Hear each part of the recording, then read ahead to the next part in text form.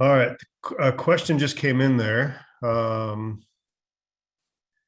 Sandy soil considerations, Central Florida climate. So, Tammy, are you talking sandy soil considerations, turf grass selection, or what? What are you thinking there?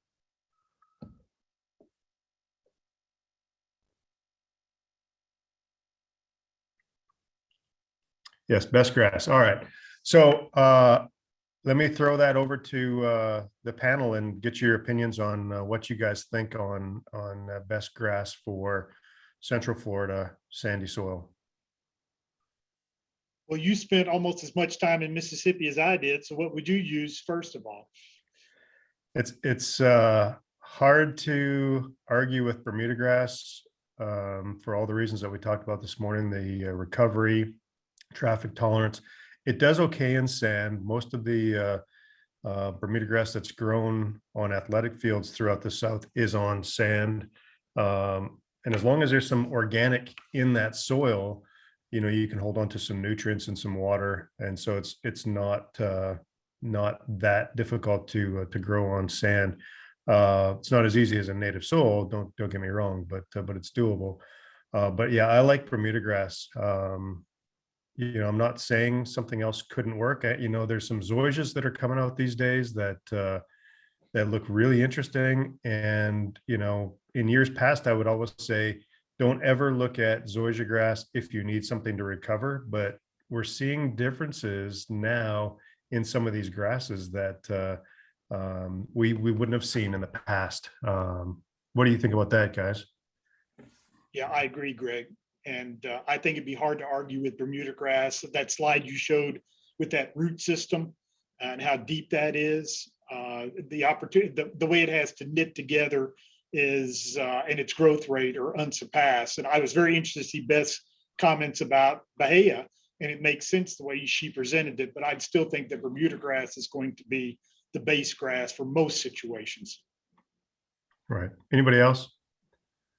No, I agree, guys. Yeah, it seems like for recovery, that's best. I think for Bahia, it was more of a, like a practice eventing area with relatively low traffic. But when you've got medium to high traffic, it seems like Bermuda grass would be, the go-to. It will be interesting to see what these new zoysias, because they don't recover as fast, but they have more wear tolerance too. So I think that's an interesting research project in the future to look at some of these zoysias and certainly lower fertility inputs than Bermuda. So and what heights can they be mowed to? How tall will they go? We don't know those things. We don't know. We don't know. There's a question that, so real quick, Karen posted the link where the recordings will be posted there at racingsurfaces.org in the chat. But a question just came in. I'm going to throw this to Jeff on how often should we deep tine? What would your recommendation be there? For a horse track, I'd say as often as you possibly can, agronomically and politically. I think that I kind of draw from some of my sports turf experience and talking about trying to get in and cultivate around the goal mouths, very high traffic area, and some of our higher end facilities here do that as much as they multiple times a year, as much as they can. Obviously, when you're talking about a horse track, you're talking about a much bigger endeavor with multiple acres, but I would say that anytime you can do that, especially in the times of optimal recovery. So for cool season grass, that would be spring and fall, and maybe a little less aggressive in the summer. But as often as you politically and with labor and budget can do so. Also would depend on your soil type. Right. Right. So, and you also need to think about, you want a soft surface, but you don't want crazy divoting and all of that stuff. And so, yeah, I mean, it's one of those things that I don't know that there's a great stock answer. I agree that more is usually better, but, are you doing it at the detriment of the structure of the soil and how well things are holding together? That would be a concern. Anybody else on that one? Yeah, go ahead, Logan. Oh, yeah, the one thing I would add is that each time you aerify, it doesn't have to necessarily be to 16 inches. Very important to vary the depth. They can be less invasive aerification or cultivation practices. So just managing that rather than, it doesn't have to be the same one all the time. Just use every tool you have. I was going to suggest that if you're really in a more modified sandy system, you probably won't see the same types of benefits. You still have surface compaction, but where a lot of people really benefit from deep tine is in heavier textured soils. And think about how much more receptive it becomes to water if you ever have any issues with ponding and things like that, because it is opening up quite an amount of surface area to literally accept that water off the system. Yeah. All right. Question came in. There's a fellow that has Bermuda grass polo south of San Antonio. What fescue for a winter grass do you recommend? So let me throw this back to Carl real quick. Carl, are you just talking for an overseed situation that you would let either cook out or spray out in the spring? Or are you talking about year-round coverage? Mainly for a winter overseed, but I mean, 'cause right now I've got a good coverage on this Bermuda Maya grass I have down, turf grass I have down. But it's also sand that's 3 or 4 feet deep. Okay. And then Robin's got a question there too, similar with what grass for polo field in Central Texas. So anybody have any thoughts on a winter grass for south of San Antonio, a Bermuda situation for Central Texas? This is more in your line with the work that you've done, Greg. Outside of traditional ryegrass with the expectation of the transition phase, we got quite a bit of data on that, but Dr. Munshaw's work with permanent two grass systems is fairly unique in academia when he was in academia. So I'm going to let you handle that one. Okay, so for your situation, Carl, there are I tested a number of, depending on what your mowing height is, that'll be a factor in this as well. But I tested a number of turf type tall fescues in a 2.5 inches. Sorry. 2.5 inches. So that opens it up to some more options. I was mowing down to 3/4 of an inch on some of these, and they were taking it.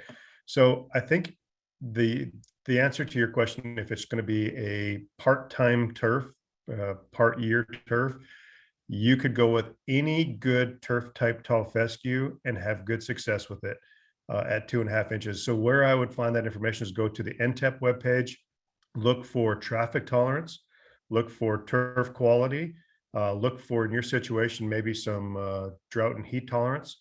Although in wintertime, I'm assuming you'd get some moisture, but those are the things that I would look for on the NTEP webpage. There's a number that I can throw out to you, but since I work for a seed company, I'm going to refrain from saying any grass seed names to make sure that I'm not saying anything that's biased. To Robin's question there, that's another situation that's tricky that far south. So there's people as far south as Birmingham, Alabama, that are putting in Bermuda. There's Huntsville, Alabama has a Bermuda baseball field in this year, but they've also got a decent amount of money to maintain that, and they're just getting into the summertime. So I'm not sure how that's going to going through the summertime and then coming back in the fall. If you're talking about a perennial turf, a year-round combination of bluegrass and Bermuda grass, there's the two that have been tested the most, the two bluegrasses that have been tested the most in the South. We've seen HGT bluegrass in Atlanta, and we've seen 365 SS in Huntsville. But you're going to run into all sorts of heat issues, drought issues, those sorts of things. And so it's hard for me to just say, yeah, go and plant bluegrass everywhere. I would test these things in very small quantities before I went in full bore on them, just to be safe and not spend a whole bunch of money and have a big failure on my hands. But that's something that you may be too far south, Robin. But you know what? If you're interested in trying a little bit, I'm happy to ship you a couple of pounds of seed and just for you to try something out. Anybody else on those?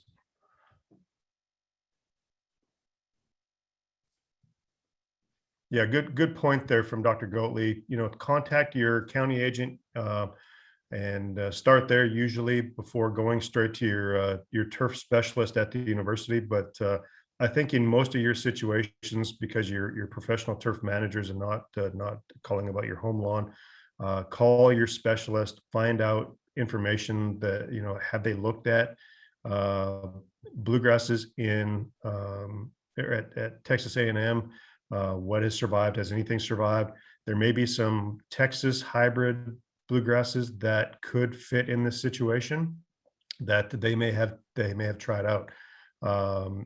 And there's also the folks at New Mexico State, although their climate's a little bit cooler than a lot of Texas, they've grown some bluegrasses successfully. And so depending where you are exactly, you know, you may have some success. It's just that heat and drought, it gets pretty tricky.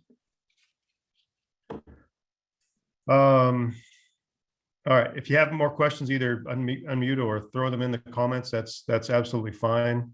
I want to ask the groups a couple of questions based on the title of this discussion: turf selection to match the racing season. So which grass would you choose for a track to match the racing season? So obviously this depends on where you're at, right? I mean, you can't just say, okay, plant Bermuda grass in North Dakota. It's not going to happen. So let me throw this out to you. So in the north, what are your recommendations for a turf surface? So talking about the northern states, Canada, Europe, Northern Europe, those kind of areas, maybe even New Zealand. What are your recommendations? And would the timing of the race meet change your recommendation? So let me throw that out to you guys.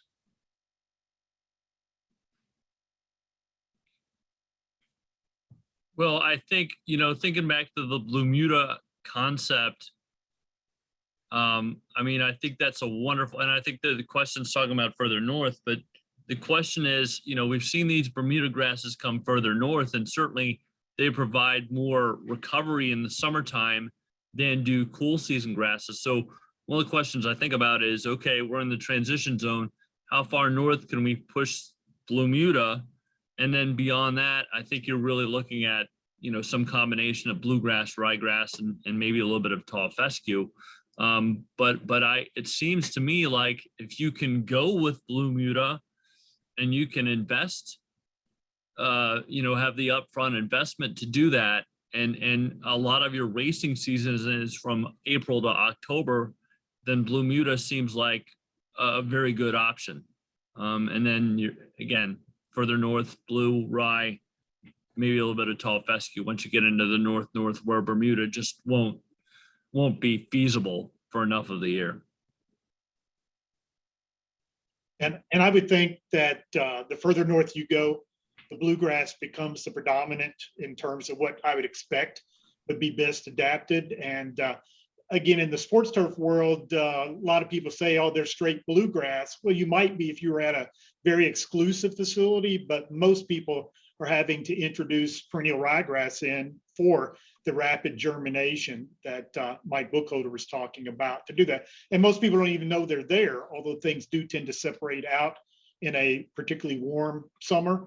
And it's when you get into that transition zone that it starts getting touch and go about what do you do, because you truly can grow two grasses not very well, and you have to pick and choose. And that's where that racing season becomes so important to get into. So, you know, upper south, lower north, that true transition zone, 6 of one, half a dozen of the other, and you got to match up what fits your season best, in my opinion. Here's a challenging one for you to think about. What if you were in Southern Kentucky and we're racing the first couple weeks of September? So you're clearly in the transition zone, but you're in September as the weather's beginning to transition. What would this group think about that? So my thoughts on that have always been, you want to start off with the grass that's going to be the strongest it's going to be at the start of the season. And so in that situation, it's going to be Bermuda grass. If you're racing in September, if you grow a cool season grass in that climate, you're going to have a weak grass at the start of that meet that's going to tear up easily. Whereas if you have a strong grass like Bermuda grass, it's going to hold up much better than that weak grass. So that's my thoughts. Anybody else? Yeah, I would say everything stems off when the meet is, or when your seasons are, just so that you are at your strongest. Because a big part of this is safety. It's not just looking nice. It's safety for the equine aspect. So that's what I would say in that situation too. Bermuda grass in September down there sounds like it's going to be pretty happy at that point in time. So the other challenge we see in racing, unlike some of the other equestrian sports, is we've got a number of tracks that run essentially year round. They could be in the transition zone. They could be in clearly southern Florida, so they're clearly in a zone where they're running, during growth season, or you could be in San Francisco where you're in more of a northern climate. So, or a more moderate climate. So thinking about those three cases becomes an interesting challenge, because what you're really trying to do is maximize the number of months that you can run, and then recognize you're going to have some time to recover. So let me toss that one out to you.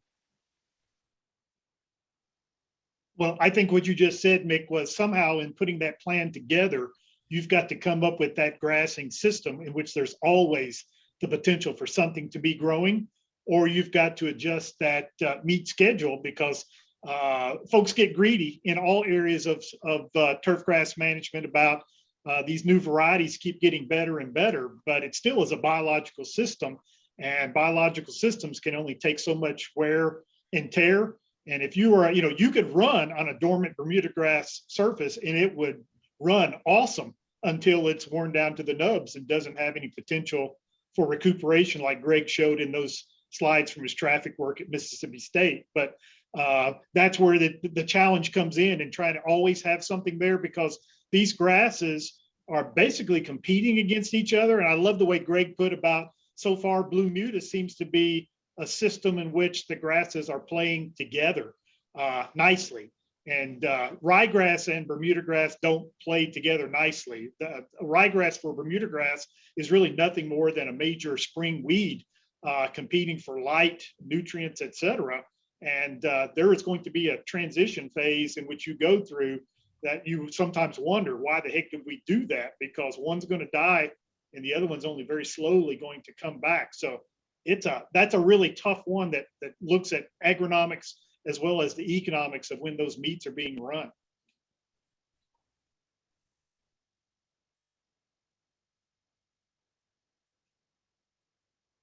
Yeah, I'd say about the same thing, Mick. I mean, obviously, if you're in South Florida, I mean, it's a no-brainer, because Bermuda grass is, although growing more slowly in December and January, it's still growing.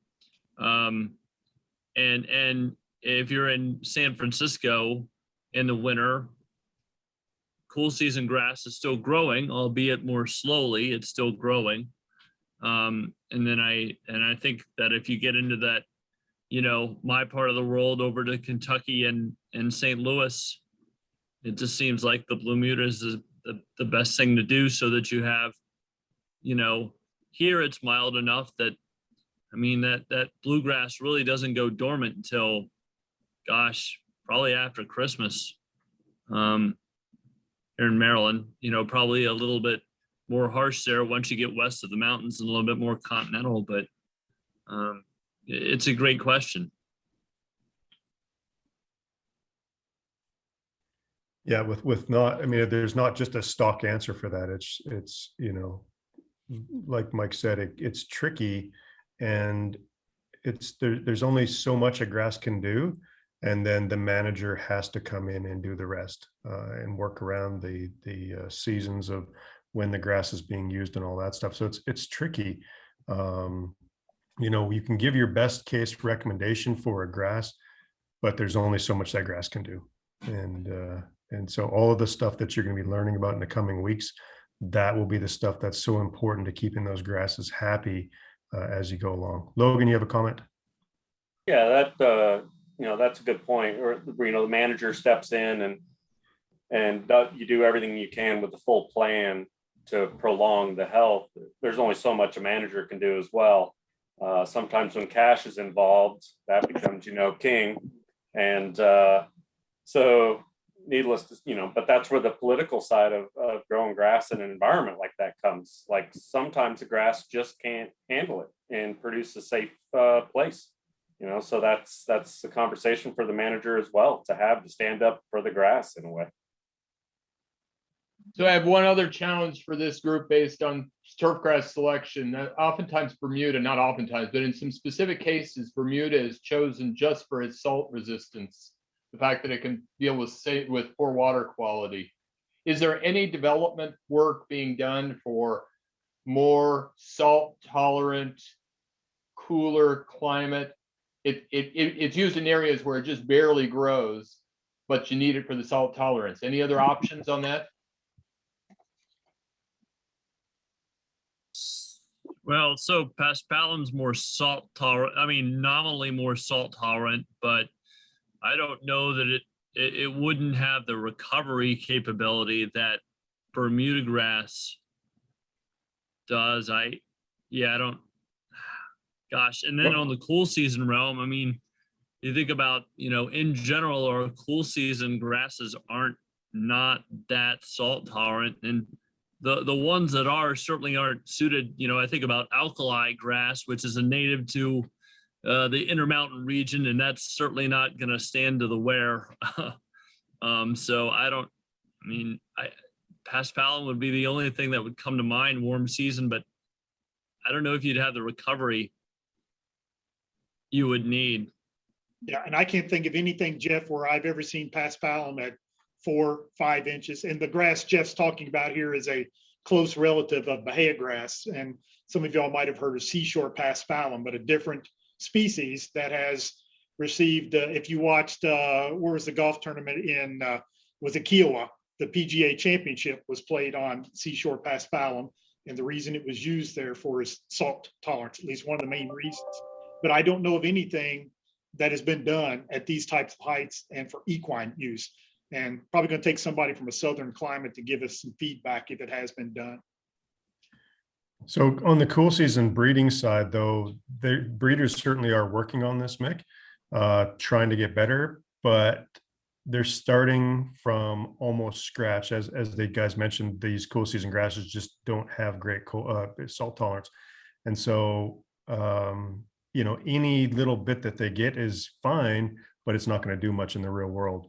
You know, so there's just not a great single recommendation that's going to take any traffic or anything like that, or look decent.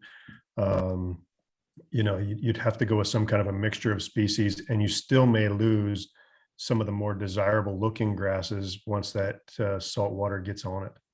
Situations like that, you know, the recommendations are over irrigate to try and flush salt down through the profile, but you know, it's still really, really tough to grow grass in those situations. Yeah, I would think at this time, it's not species per se choice. It is those agronomical practice of flushing the salts, you know, using various, you know, humic acids and such to move those salts out of the profile is probably the better tactic at this time rather than an actual turf grass itself. Maybe someday we'll get there. That'd be a good thing to study. So Mick, you keep asking for a silver bullet, in which case it just doesn't exist. And sorry about that, but that's just how it is. Well, part of this is just raising the question of what needs to be considered as we move forward in some of these areas. And I thought your answer, thinking about a early September meet, was particularly good. You know, I mean, it's like you want to be using it at your most important time should be at the point where things are growing and things are healthiest, and you kind of coming down off the curve of everybody's feeling good, not coming out of a period of suffering and then being responsible to put up the traffic. So And that's the same case goes for the north as well, right? I mean, if whenever the grass is healthiest, that's the grass you want to use on that when you're using the grass. This is Karen, and this is her land. She's been here a long time, along with Mojo. The first fence post went up here. Now there's 5,000 of them.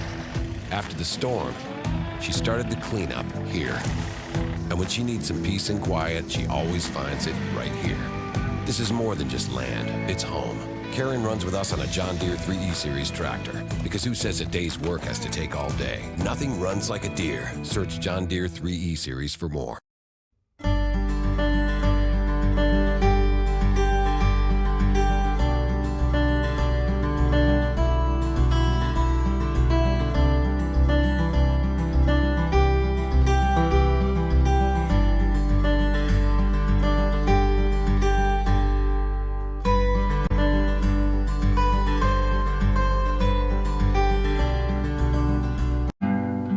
Being a teenager and in high school and middle school is not easy for girls these days. And they get to come here, spend time working around the farm, spend time with the animals, and not feel that pressure until we go to horse shows.